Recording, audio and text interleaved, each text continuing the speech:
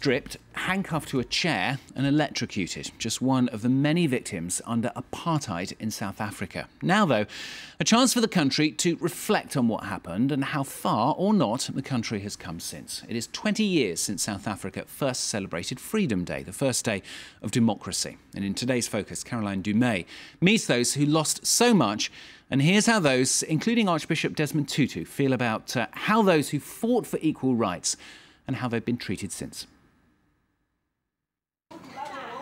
In the summer of 1976, this anti-apartheid activist found himself caught up in the South African uprising. Going by the name of Bangladesh, he was just 21 years old. It was here in his mother's house that he was arrested. I was electrocuted. I was made to take off my clothes completely. And I sat on a chair with armrest like this, and I was handcuffed against them, blindfolded. And I could feel the electric wires around my fingers. And I could feel again the splashing water on my fingers. And they switched on. It nearly killed me. Bangladesh endured 6 years of torture and 6 years in prison. His family was consequently placed on the official list of apartheid victims, but the only compensation they ever received from the ANC government was equivalent to €2,000. For millions of South Africans that suffered, this was like an insult.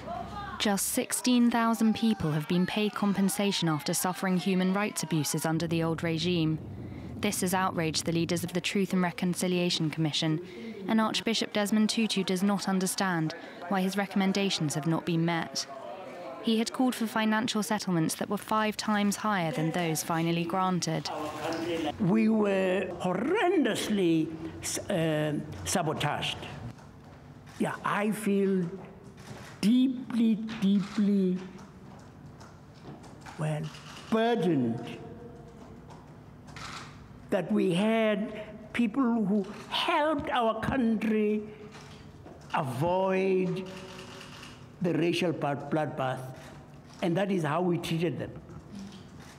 The ANC government had vowed to punish those who had committed crimes and not been amnestied beforehand. Groups of activists joined forces to find the bodies of any victims and take those who were guilty to court.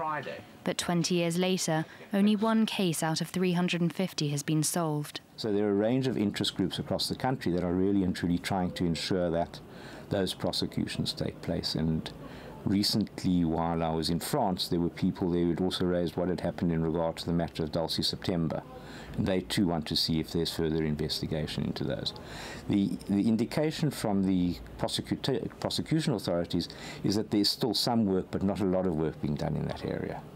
And it does appear that unless there is significant public push for it, we're going to see less rather than more work in regard to prosecutions. In Pretoria, the Ministry of Justice insists that its investigations are ongoing.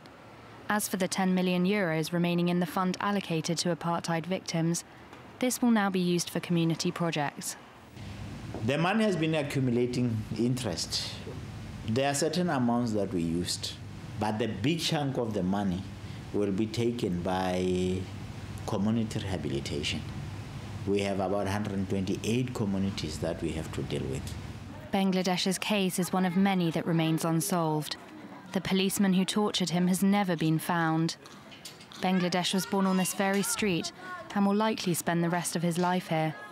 20 years after the end of apartheid, he has lost faith in the South African justice system. Emotional story there from South Africa from Caroline Dumais for Focus.